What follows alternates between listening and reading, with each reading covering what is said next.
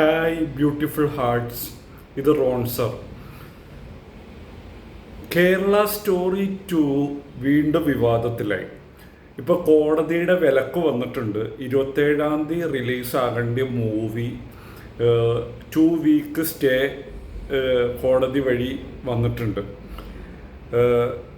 അതായത് ഇത് കേരളത്തിലെ കുറിച്ചിട്ടുള്ള മൂവി അല്ല എന്ന് കോടതിക്ക് വ്യക്തമായിട്ട് മനസ്സിലായി. അതേപോലെ തന്നെ പിന്നെ കേരളത്തിലെ കുറച്ച് ആളുകളെ കുറിച്ച് എന്തോ അതിൻ്റെ അകത്ത് പരാമർശിക്കുന്നുണ്ട്.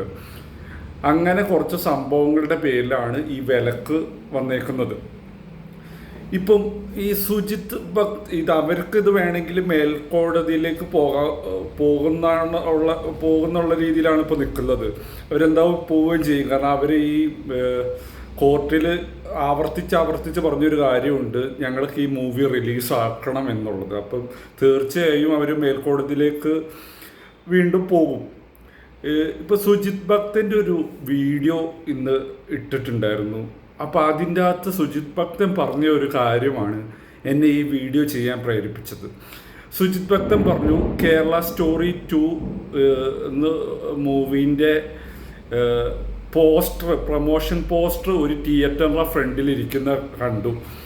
അപ്പം സുജിത് ഭക്തൻ പറയുന്നത്, ഈ മൂവി റിലീസായി കഴിഞ്ഞ് കഴിഞ്ഞാൽ പുള്ളിക്കാരെ ഫിജിയിലാണ് ഇപ്പോൾ ഉള്ളത്. ഫിജിയിലാണ് ഈ പോസ്റ്റർ ഒരു തിയേറ്ററിൻ്റെ മുന്നിൽ അവിടെ വെച്ചിട്ടുണ്ട്. Based on A true story എന്നുള്ള ടാഗ്ലൈൻ അടക്കം ആ പ്രൊമോഷൻ പോസ്റ്റർ വെച്ചിട്ടുണ്ട്.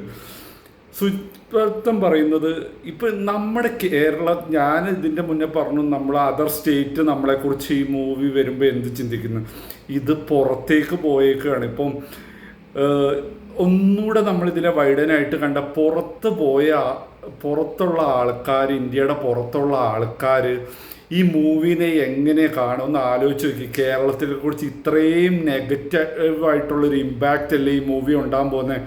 സുജിത് ഭക്തൻ പറഞ്ഞ പോലെ ഫിജിയിൽ ഈ പടം റിലീസായ അവർ കേരളത്തിലെ കാണുന്ന പിന്നെ ഈ കണ്ണുകൾ കൊണ്ട് തന്നെയല്ലേ കാണുകയുള്ളൂ.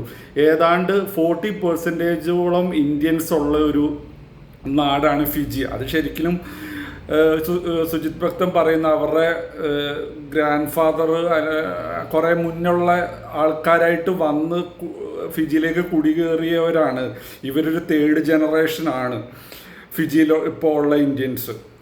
എന്തുമായിക്കോട്ടെ, ഫിജിയിൽ മാത്രമല്ല, അമേരിക്കയിലും ലണ്ടനിലും അങ്ങനെ വേണ്ട പല സ്ഥലങ്ങളിലും യൂറോപ്പിലാണേലും ഈ പടം ഇറങ്ങുമ്പോൾ ഉള്ള ഒരു ഇമ്പാക്റ്റ് നിങ്ങളൊന്ന് ആലോചിച്ച് നോക്കി. ഇത്രയും മോശമായ രീതിയിൽ കേരളത്തിൽ അവരിഞ്ഞി ടൂറിസ്റ്റുകളടക്കം കാണാൻ തുടങ്ങില്ല. ഇത് റിയൽ ആണെന്നൊക്കെ അവർ വിശ്വസിക്കും. കേരളത്തിലുള്ളവർക്ക് റിയാലിറ്റി അറിയാം, പക്ഷെ കേരളത്തിൻ്റെ പുറത്തുള്ളവർക്ക് ഇതിൻ്റെ റിയാലിറ്റി അറിയത്തില്ലല്ലോ.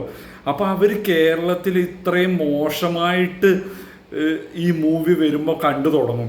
അത് ശരിക്കും നമ്മളെ ഭയങ്കരമായിട്ട് ഇമ്പാക്റ്റ് ചെയ്യും. കാരണം നമ്മുടെ കഥ പറയുന്ന അല്ലാത്തൊരു മൂവിക്ക് നമ്മുടെ ടൈറ്റിൽ കൊടുത്തിട്ട് അതിനെ സെല്ല് ചെയ്യുക, അതൊരു പ്രൊപ്പഗണ്ടയുടെ ഭാഗമായിട്ട്. ഇത്രയും എൻ്റെ ഒരു അഭിപ്രായത്തിൽ ഈ മൂവിയുടെ പേര് അവർ മാറ്റണം. കേരള സ്റ്റോറി എന്ന് പകരം ഞാൻ ഇതിൻ്റെ മുന്നത്തെ വീഡിയോ പറഞ്ഞ പോലെ തന്നെ വല്ല നോർത്ത് ഇന്ത്യൻ മൂവിന്നോ അല്ലെങ്കിൽ മറ്റെന്തെങ്കിലും പേര് അവർക്ക് കൊടുക്കുക. Based on A true story, ആ ടൈറ്റിലും അവർ മാറ്റണം. അതെന്തായാലും മാറ്റണം. കേരള സ്റ്റോറി 2 എന്ന് അവരിടുകയാണ്, എന്തായാലും ആ ടൈറ്റിൽ മാറ്റണം. പ്ലസ് കേരളത്തിൻ്റെ പേരും അതിൻ്റെ അകത്ത് ഇടാൻ പാടില്ല. കാരണം നമ്മുടെയായിട്ട് ഒന്നുമില്ലല്ലോ. പിന്നെ അതാ പ്രമോഷൻ ഇതിന് നമുക്ക് മനസ്സിലായിട്ടുള്ള കാര്യമാണ്. ഇത് സർക്കാർ ഇടപെട്ട് ഒന്നുകിൽ ഈ മൂവിയിലെ ബാൻ ചെയ്യുക, അല്ലെങ്കിൽ ഇനി ബാൻ ചെയ്യണമെന്ന് ഞാൻ പറയില്ല. അവർക്ക് വേറൊരു പേരിട്ടിട്ട് ആ മൂവീനെ അവർക്ക് പുറത്തിറങ്ങുന്ന. കാരണം ഒരു മൂവി എന്ന് പറയുന്നത് ഒരുപാട് വേറെ കഠിനാധ്വാനമാണ്. അപ്പോൾ അവരുടെ ഇഷ്ടമുള്ള നോർത്ത് ഇന്ത്യൻ എന്ത് വേണേലും പേരിട്ട് ഈ മൂവീനെ റിലീസാക്കിക്കോട്ടെ. എന്തിൽ കേരളത്തിൻ്റെ ടൈറ്റിൽ ഉപയോഗിച്ച് ഈ മൂവിയിൽ സെല്ല് ചെയ്യാൻ നോക്കുന്നു, അതാണ് ഇവിടെ ചോദ്യം. അപ്പം പിന്നെ എന്തായാലും ഈ മൂവി വേറെ ഈ പേര് മാറ്റി തന്നെ റിലീസാകാൻ പാടുള്ളൂ എന്നുള്ള കർശനമായ ഒരു തീരുമാനം ഇനി മേൽക്കോടതി പോയാലും ഉണ്ടാകണം എന്നാണ് അഭിപ്രായം. നിങ്ങളുടെ അഭിപ്രായം ഇത് തന്നെയായിരിക്കും എന്ന് ഞാൻ വിശ്വസിക്കുന്നു. നമ്മൾ ആസ് എ കേരളീയർ ഒന്ന് ആലോചിച്ച് നോക്ക്. പുറത്ത് പോകുമ്പോൾ നമ്മുടെ ആൾക്കാർ ഈ മൂവി കണ്ടിട്ട് ഇതാണ് കേരള എന്നുള്ള ഒരു നറേറ്റീവിലേക്ക് എത്തുന്നു എന്ന് ചിന്തിച്ച് നോക്കി.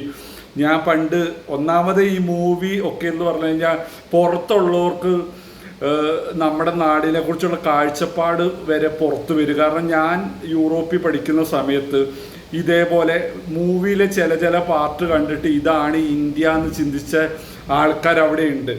നമ്മുടെ കുറച്ച് നെഗറ്റീവ് ഷെയ്ഡുള്ള സ്ഥലങ്ങളൊക്കെ കണ്ടിട്ട് ബേസിക് ആയിട്ടുള്ള നമ്മുടെ ടോയ്ലറ്റ് പോലും ഇന്ത്യയിലില്ല എന്നുള്ള കാഴ്ചപ്പാട് മൂവി ത്രൂ കണ്ട ആൾക്കാരുണ്ട്.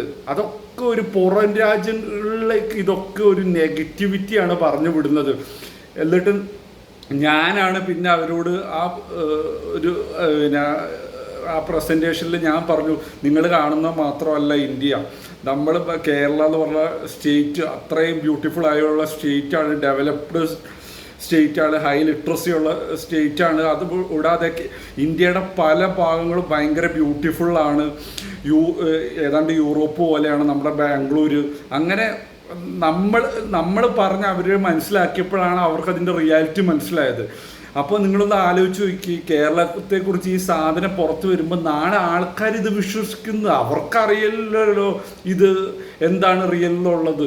അവർ കാണുന്ന ഇന്ത്യനെ മൊത്തമുള്ള ഒരു കേരളത്തിൻ്റെ ഒരു നറേറ്റീവ് വെച്ച് കാണും. ഇങ്ങനെയാണ് കേരളം കേരളം എന്ന് അറിയാത്ത ആൾക്കാർ പോലും ഇതാണ് കേരളം എന്ന് മനസ്സിലാക്കും. അപ്പോൾ അതിന് ഇത്രയും നെഗറ്റീവായിട്ടൊരു സംഭവത്തെ എങ്ങനെ ഈ ഡയറക്ടർക്കും പ്രൊഡ്യൂസർക്കും ഇത് പറ്റിയെന്നുള്ളതാണ്. ഇത്രയും മോശമായിട്ട് കേരള സ്റ്റോറി എന്ന് ഇട്ടിട്ട് ആ മൂവിനെ സെല്ല് ചെയ്യാൻ. കാരണം ഇതൊക്കെ നമ്മൾ പറഞ്ഞ പോലെ ഇതൊക്കെ ഒരു പ്രൊപ്പഗൻഡയുടെ ഭാഗമാണല്ലേ, അല്ലാതെ വേറൊന്നുമല്ല. ഇവർ എങ്ങനെയൊക്കെ വെള്ള പൂശിയാലും ഇത് പ്രോപ്പറായ ഒരു പ്രൊപ്പഗൻഡയുടെ ഭാഗവും എലക്ഷനെ പോലെയുള്ള കാര്യങ്ങളെ ടാർഗറ്റ് ചെയ്തിട്ടും ഉള്ള സംഭവം തന്നെയാണ്. അതിനൊരു സംശയവും വേണ്ട.